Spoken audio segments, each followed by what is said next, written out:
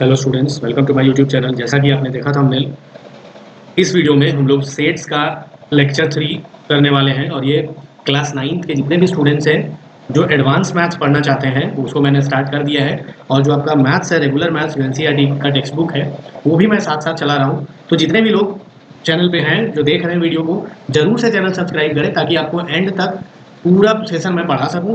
मैं बहुत सारे जो है वर्कशीट वगैरह सब कुछ प्रोवाइड कराता हूँ टेलीग्राम चैनल पे, तो उसका भी लिंक मैं डिस्क्रिप्शन में दे दे रहा हूँ। जरूर से जाकर के आप टेलीग्राम चैनल को भी ज्वाइन कर सकते हैं, ठीक है।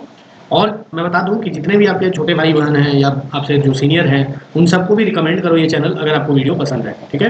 बिकॉज 10th का भी मैं वीडियो बना रहा हूँ, 11th का भी बनाता हूँ, 12th का भी है, तो पूरा एक क्लास वाइज मैं पूरा बना रहा हूँ, ठीक है। 8th का भी है, 7th का भी है, तो आप जरूर से जुड़िए मेरे साथ।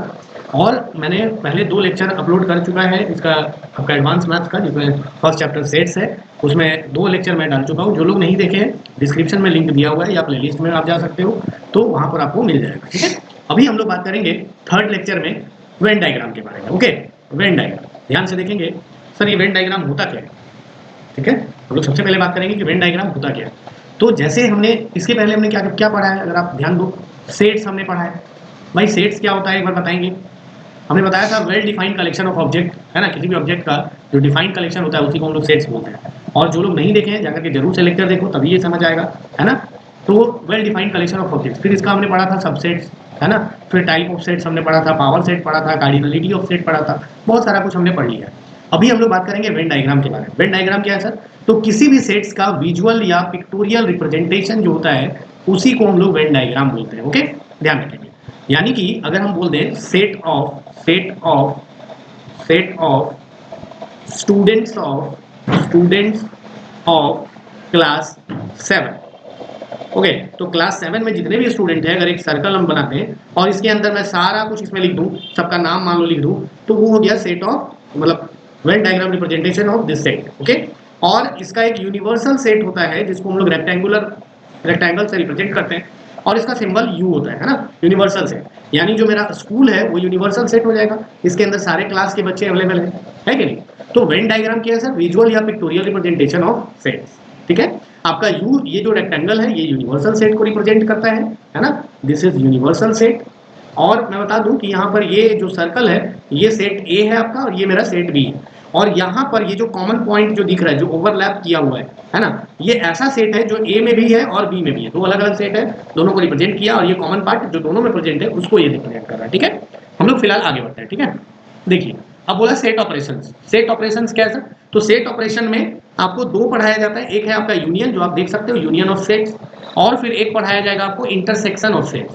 मैं दोनों को एक एक करके पहले समझाता हूँ अलजेब्रिकली, फिर आपको डायग्राम से, यानी कि वेन डायग्राम से आपको बताया जाएगा। सो यूनियन ऑफ सेट्स का मतलब क्या है कि सेट ए है, मान लो एक आपका 1 2 3 ऐसे, और सेट बी जो है आपका वो है ए कॉमा बी कॉमा सी। इसके अंदर ये जो होता है सेट के अंदर ये एलिमेंट्स होता है, ये पहले भी मैं बता चुका हूँ, है ना। तो अगर आपसे बोल दे ए यूनियन बी, ये है यूनियन का सिंबल, ओके, ये यूनियन का सिंबल है। तो अगर ये यूनियन बी बोले तो इसका मतलब ये भी है। अच्छा, यहाँ पर एक और हम लोग अल्फाबेट भी डाल सकते हैं, ए। तो ए यूनियन बी का मतलब हो गया कि ए में जो जो एलिमेंट है उसको लिख दो, ए 1 2 3 ए, है ना। और जो कॉमन है उसको एक ही बार लिखना है, बाकी जो रिमेनिंग है बी में वो लिख दो, बी सी। तो इसका मतलब होता है यूनियन का मतलब ए आइदर ए और बी, है ना। यानी ए के पास जितना एलिमेंट है वो, और बी के पास है वो, है ना। तो बेसिकली, या फिर इसको हम लोग ये भी बोल सकते हैं, कि ए का सारा एलिमेंट एंड बी का सारा एलिमेंट टोटल, है ना, एलिमेंट्स के बेसिस पे। ओके, तो जैसे अगर हम लोग बात करेंगे यूनियन में, इसको वेन डायग्राम से कैसे रिप्रेजेंट करेंगे, तो 2 सेट है आपके पास, ए एंड बी यानी 2 set. Union of A and B is the set containing elements A और बी, और बोथ ए एंड बी, है ना। या तो ए और बी रहे या ए एंड बी दोनों रहे, है कि नहीं। तो this represents A and B, यानी कि जो कॉमन है वो तो है ही, और ए का जो रिमेनिंग है वो भी है, प्लस बी का जो रिमेनिंग है वो भी है। ओके, सो दिस इज, अच्छा इसको सेट, आपका सेट बिल्डर फॉर्म में कैसे दिखाएंगे? So x such that x belongs to A और एक्स बिलोंग्स टू बी, ऐसे करके भी हम लोग रिप्रेजेंट कर सकते हैं। ओके, देखिए आपको यहाँ पर डायग्राम से भी बताया जाएगा और अलजेब्रा से भी। आप एक एग्जांपल देख सकते हैं। बोला क्या कि if A is a set 2 3 5 7, B is a set 1 3 5 9 11, so find A union B. तो अगर आप ध्यान देंगे तो इन दोनों में कॉमन क्या है? देखो 3 5, यहाँ भी 3 5, तो अगर हम लोग रिप्रेजेंटेशन करेंगे तो देख लो यहाँ पे एक सर्कल बनाया ए का और एक सर्कल बनाया बी का, और ए के अंदर 2 3 5 से मैं लिख दिया, जो 3 5 है कॉमन है, तो इसीलिए बी वाले सर्कल में भी 3 5 रखा और जो बाकी रिमेनिंग था वो अलग से लिख दिया। So this is Venn diagram of A union B. Okay, this is Venn diagram of A union B, ध्यान रखेंगे। उसके बाद अगर हमको अलजेब्रिकली करना होगा तो क्या करेंगे, ए का सारा सेट लिख दो 2 3 5 7 मैं लिख दिया, और बी के अंदर क्या है 1 है 3 5 तो कॉमन था उसको एक बार लिखेंगे, फिर 9 11 वो भी लिख दिया, हो गया। तो ऐसे करके आप क्या करेंगे, देखिए एग्जांपल 13, ये आप खुद से ट्राई करेंगे और इसमें आंसर भी दिया हुआ है तो आप कर लेंगे, ठीक है। आगे फिलहाल हम लोग बढ़े इंटरसेक्शन। सर इंटरसेक्शन का मतलब होता है only common element, only common element. वहां पर क्या था कि ए और बी का था और प्लस में एक कॉमन एक बार लेना था, है ना, जो ए के अंदर है वो प्लस बी के अंदर है वो प्लस एक बार कॉमन वाला, लेकिन यहाँ पर सिर्फ कॉमन एलिमेंट लेना है। यानी अगर ए दे दिया आपको 1 2 ए बी, ऐसे आपको बी दे दिया which is A B C D, okay, तो आप और देन आपको बोल दिया कि भाई ए इंटरसेक्शन बी क्या होगा, ए इंटरसेक्शन बी क्या होगा, ये इंटरसेक्शन का सिंबल है, ध्यान रखेंगे ये इंटरसेक्शन का सिंबल है। तो ए इंटरसेक्शन बी में देखो कॉमन वाला पार्ट क्या है, कॉमन वाला पार्ट जल्दी से दिखाते हैं आप लोग को, ये मेरा है कॉमन वाला पार्ट ए कॉमा बी, तो ए इंटरसेक्शन बी में हो जाएगा A comma B and this is the answer. Okay, so this is set like A intersection B का आपको आ गया। अगर इसको डायग्रामेटिकली देखें तो ए में ए का एक हमने सेट बनाया, बी का सेट बनाया और दोनों का जो कॉमन पार्ट था उसको हमने एक बार लिख दिया, that is A intersection B. ऐसे ही आप अलजेब्रिकली भी इसको कर सकते हैं, देख सकते हैं यहाँ एग्जांपल दिखाया है, ये एग्जांपल आप देख लेंगे। अभी हम लोग बात करते हैं disjoint sets. Sir disjoint sets क्या होता है, तो two sets A and B are disjoint if they have no element in common, यानी कि अगर इंटरसेक्शन करने पे एम्प्टी सेट बन रहा है so they are disjoint set. Let us say एक सेट है मेरा ए जिसके अंदर एलिमेंट्स दिया है 1 3 5 7, एक सेट है बी जिसके अंदर एलिमेंट है ए बी सी डी। अब देखिए इन दोनों में अगर आपसे ए इंटरसेक्शन बी पूछे कुछ है तो कुछ नहीं है, एम्प्टी सेट है, ये खाली है, या इसको 5 से भी दिखा सकते हैं। सो these two sets are disjoint set, this is called disjoint set, यानी disjoint sets हमेशा पेयर में होता है, ओके, दो या उससे ज्यादा भी हो सकता है, यानी उसका इंटरसेक्शन 5 होगा। जैसे आप देखो यहाँ पे ए है 1 3 4, बी है आपका 5 6 7 8 ऐसे सो ऑन, तो बताओ ए और ए इंटरसेक्शन बी क्या होगा, भाई दोनों में कुछ कॉमन है नहीं है, 5 है, तो कॉमन नहीं है मतलब A and B are disjoint set. वैसे ही आप बाकी चेक कर लेंगे। फिर बोला difference of sets. Difference of sets क्या होता है, देखो अगर एक सेट है ए और इसमें है 2 3 5, ओके, एक सेट है बी इसमें है 1 2 3, और डिफरेंस का मतलब सब्ट्रैक्शन बेसिकली किया, जैसे ए में से बी को हटाना है, यानी कि ए और बी में जो कॉमन है उसमें से ए में से उसको गैप कर देना है। तो देखो 2 3 इसमें भी है 2 3 इसमें भी है, तो हम लोग क्या करेंगे सर, डिफरेंस में इस 2 को गैप कर दो 3 को गैप कर दो, तो a माइनस बी में हो जाएगा ओनली 5। सर अगर b माइनस ए बोल दे तो अगेन b में से 2 3 जो कॉमन है उसको गैप कर दो, तो क्या हो जाएगा सर, ओनली इसका 1 हो जाएगा। सो आपसे ये भी पूछ सकता है कि is a minus B will equals to b minus A, तो नॉट ऑलवेज, है ना, इट इज नॉट इक्वल, ये इक्वल नहीं हो सकता, ठीक है। आगे बढ़े हम लोग। अब बोला क्या कि find the difference of A and B from the following pair of sets. अब आराम से आप निकाल सकते हो, ए और बी का डिफरेंस आपसे पूछ रहा है, देखो 1 3 5 7 9, यहाँ 2 6 8 है, तो आप देखो ए में से बी में कुछ कॉमन है नहीं है, तो ए माइनस बी करेंगे तो ए का सारा एलिमेंट यहाँ पे एग्जिस्ट कर जाएगा, देख लो। तो वही अगर देखें ए बी पी क्यू, इसमें देखो इसमें है बी क्यू, तो बी और क्यू गैप कर दो, ए पी बचा लिख दिए। फिर ए माइनस बी देखो यहाँ 1 5 9 है और यहाँ 1 2 4 5 9 है, यानी 1 5 9 कॉमन है दोनों में, तो दोनों में से कुछ भी नहीं बचेगा, यानी 5 बचेगा, ठीक है। तो ऐसे करके आप डिफरेंस ऑफ सेट्स निकाल सकते हो। फिर बोला कॉम्प्लीमेंट ऑफ सेट्स।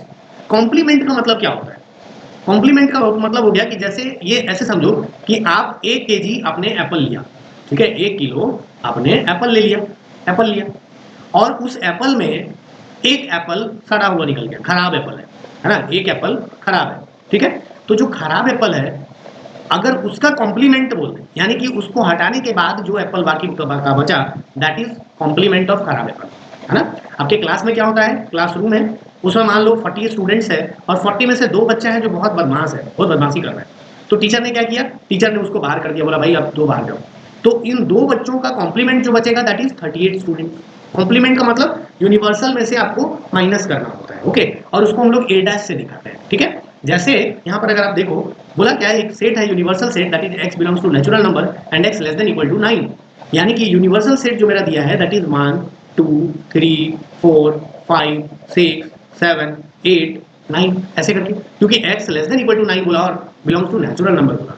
अब बोला भाई a अगर आपको सेट दिया है, b दिया है, तो a डैश निकालो। तो भैया a डैश के लिए हम लोग क्या करेंगे, u माइनस a।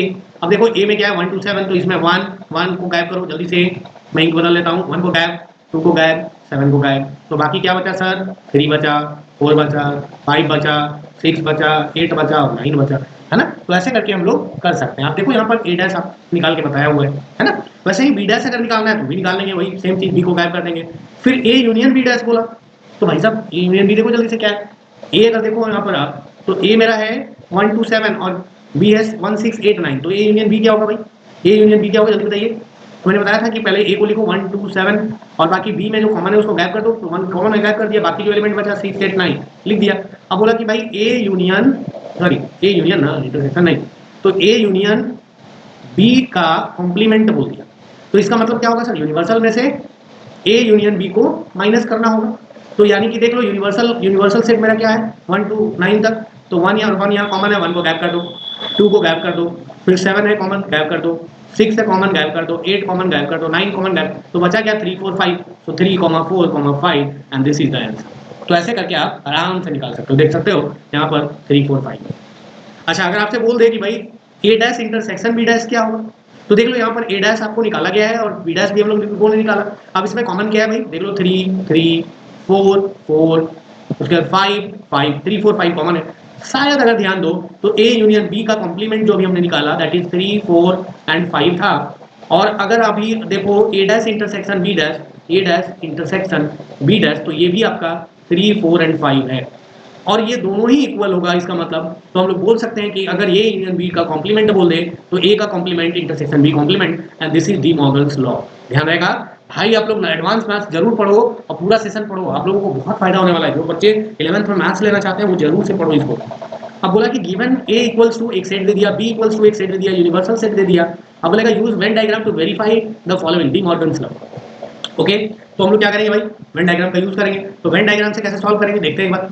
तो सबसे पहले हम लोग क्या करेंगे, पहले तो ए हमने लिखा, देखो सेट ए में क्या था 1 3 5 8 9, 1 3 5 8 9। अच्छा 3 9 देखो ए और बी में कॉमन है, 3 9, यहाँ भी 3 9 कॉमन है तो कॉमन प्लेस पे रख दिए, बाकी ए और बी बना दिए। अच्छा यूनिवर्सल में देखो एक्स्ट्रा था 11 6 और 15 जो दोनों में नहीं था, तो वो भी बना दिया यूनिवर्सल में, लेकिन ए बी के बाहर बनाया। अब ए इंटरसेक्शन बी में क्या है भाई 3 और 9 है, तो ए इंटरसेक्शन बी डैश अगर पूछ दे, ए इंटरसेक्शन बी का कॉम्प्लीमेंट, सो दिस विल भी क्या होगा, तो यानी कि ए इंटरसेक्शन बी को छोड़ के बाकी सारा, तो बाकी सारा में क्या बचा 1 2 4 5 6, है ना, ऐसे करके 7 8 उसके बाद 11 फिर 13, ये पूरा आ जाएगा, है ना। तो ए इंटरसेक्शन बी का कॉम्प्लीमेंट निकल गया वेन डायग्राम से भी। अच्छा ए डैश पूछा, ए डैश का मतलब क्या कि जो यूनिवर्सल में से ए को माइनस करना है, यानी कि 1 को कैंसिल कर दो, 3 को कैंसिल कर दो, 5 कैंसिल कर दो, 8 कैंसिल, 9 कैंसिल, तो बाकी जो एलिमेंट बचा उसको लिख दो, तो ये डैश निकल जाएगा। बी